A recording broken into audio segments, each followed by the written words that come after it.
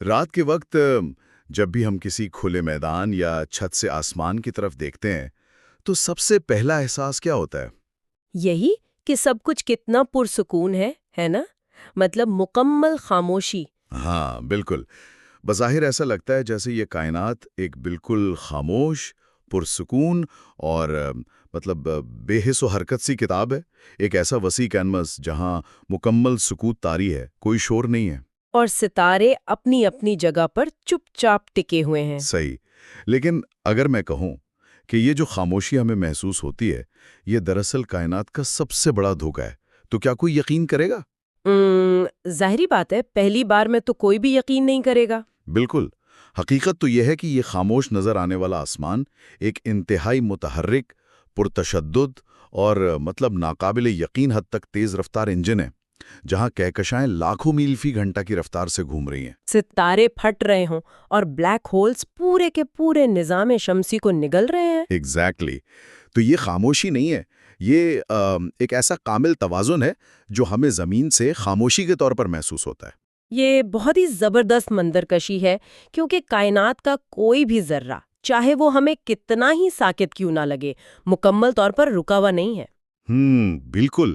بظاہر جو سکوت ہمیں نظر آتا ہے نا، اس کے اندر بھی ایک زبردست ارتعاش ہے، ایک پوشیدہ وائبریشن موجود ہے، اور کائنات کی بقا کا سارا راز ہی اس میں ہے کہ یہ حرکت اور یہ بظاہر نظر آنے والا جمود ایک انتہائی نپے تلے نظام کے تحت کام کر رہے ہیں۔ اور بس یہیں سے ہماری آج کی اس فکری نشست اور اس گہرے تجزیے کا آغاز ہوتا ہے۔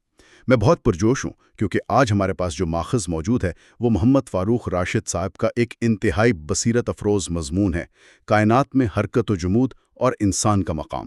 اور یہ کوئی عام سی تحریر یا سائنسی مقالہ نہیں ہے جو صرف ستاروں کی چال بتائے۔ جی بالکل، یہ روزمرہ کی سطحی معلومات سے ہٹ کر ایک ایسا فکری سفر ہے جو کائنات اور ہماری ذات کے الجھے دھاگوں کو سلجھائے گا۔ ہمارا آج کا مشن بھی یہی ہے کہ اس عظیم الشان تھیٹر کو سامنے رکھ کر یہ سمجھیں کہ کیا ہم انسان اس کائنات کی گاڑی کی پچھلی سیٹ پر بیٹھے محض خاموش تماشائی ہیں یا پھر ہم ہی اس کا سب سے مرکزی کردار ہیں۔ بہت ہی کمال کا سوال ہے یہ، اور اس کا جواب تلاش کرنے کے لیے مضمون نگار نے کائنات کی دو بنیادی کیفیتوں کا سہارا لیا، ایک حرکت یعنی موومنٹ اور دوسرا جمود مطلب سٹیسس۔ عام طور پر تو ہماری سوچ یہی ہوتی ہے کہ حرکت کا مطلب ہے زندگی، آگے بڑھنا، ترقی کرنا، اور جمود کا مطلب ہے رک جانا یا موت۔ بالکل، لیکن یہ ماخوذ اس روایتی تصور کو جڑ سے اکھاڑ دیتا ہے۔ اس کے مطابق حرکت اور جمود دونوں بیک وقت کائنات میں جاری و ساری ہیں، ستارے جلتے ہیں اور بجھ بھی جاتے ہیں، دریا بہتے ہیں اور ٹھہر بھی جاتے ہیں۔ ہاں، اور یہی توازن کائنات کی بقا کا راز ہے۔ چلیں ذرا اس بات کی تہیں کھولتے ہیں۔ اگر ہم اس کو سمجھنے کے لیے کسی روزمرہ کی مثال کا سہارا لیں، کیا ہم اسے گاڑی کے سفر کی طرح دیکھ سکتے ہیں؟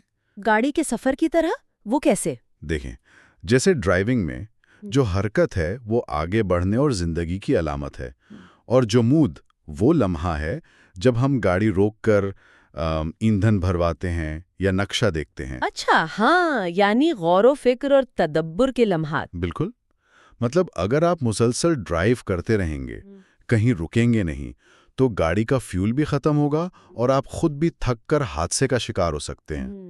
وہ رکنا بربادی نہیں ہے، وہ سفر کو جاری رکھنے کے لیے ضروری ہے۔ ہاں، یہ مثال بالکل پرفیکٹ ہے، اور یہاں جو بات سب سے زیادہ حیران کن ہے وہ یہ ہے کہ جمود ہمیشہ موت نہیں ہوتا، وہ تیاری کا لمحہ ہوتا ہے۔ صحیح۔ اور دوسری طرف اگر حرکت بغیر کسی شعور اور مقصد کے ہو تو وہ انتہائی نقصان دہ ثابت ہو سکتی ہے۔ یعنی وہ اندھا دھند بھاگنا ہے۔ بالکل، انسان کی زندگی میں بھی ان دونوں کا توازن ناگزیر ہے، ورنہ وہ تھک کر بکھر جائے گا یا شدید زوال کا شکار ہوگا۔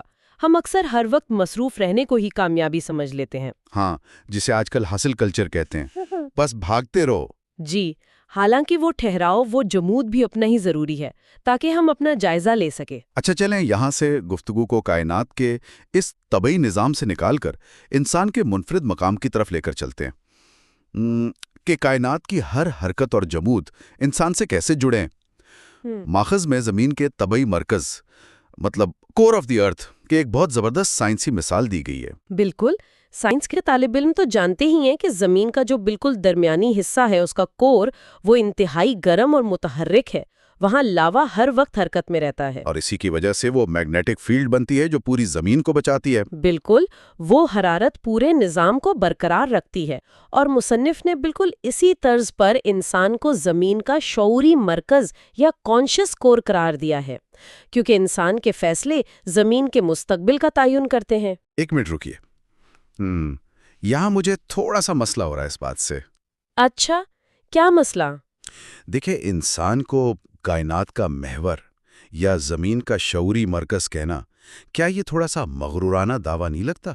میرا مطلب ہے، کیا اس کا یہ مطلب لیا جائے کہ سب کچھ ہمارے ہی گرد گھوم رہا ہے اور ہم بڑے کوئی وی آئی پی ہے؟ میں سمجھ سکتی ہوں کہ آپ کو ایسا کیوں لگ رہا ہے. ظاہری طور پر یہ ایسا ہی لگتا ہے، لیکن یہاں اس غلط فہمی کو دور کرنا بہت ضروری ہے.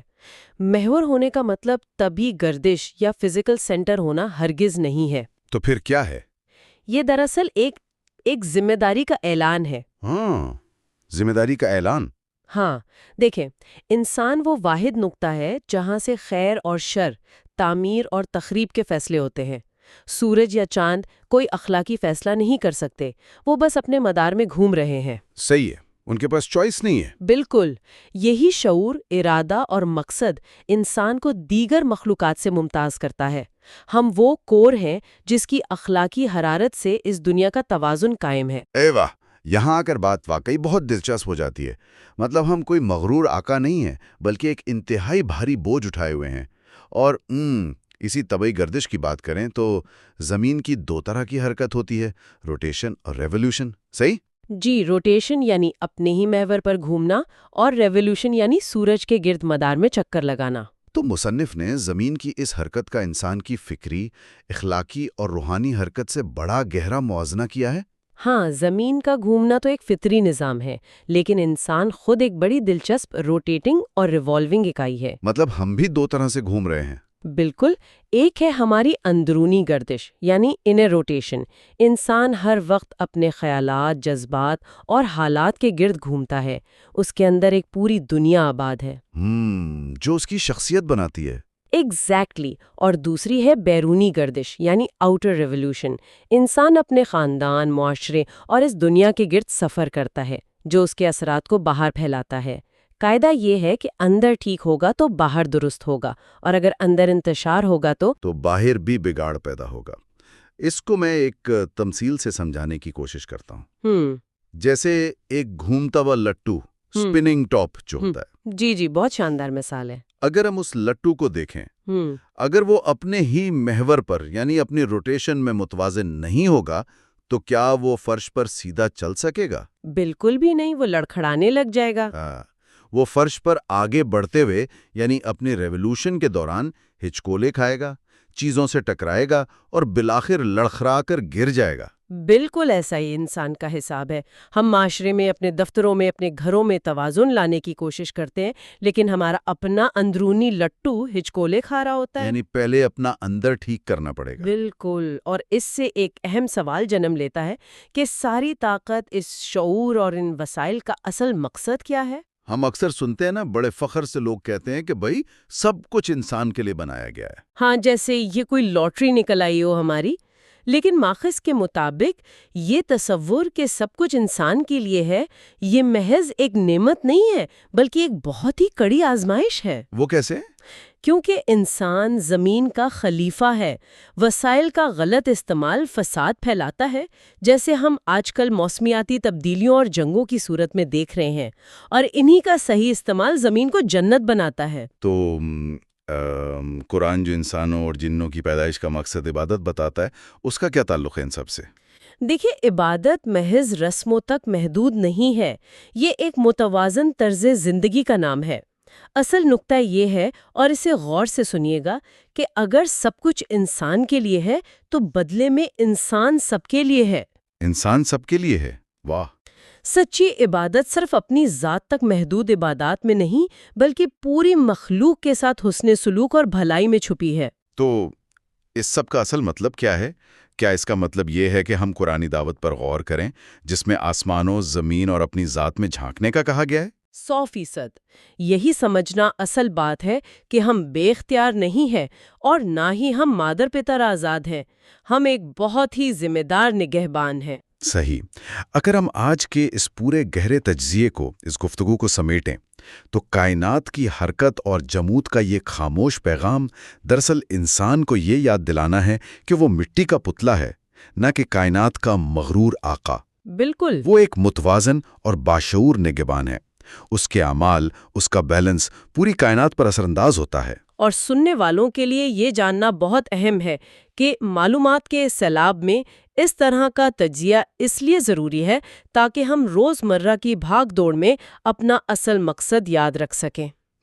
تاکہ علم کو اپنی عملی زندگی میں نافذ کر سکیں۔ جی، کیونکہ اگر علم صرف دماغ تک رہے اور عمل میں نہ آئے تو اس کا کوئی فائدہ نہیں۔ بالکل ٹھیک کہا آپ نے۔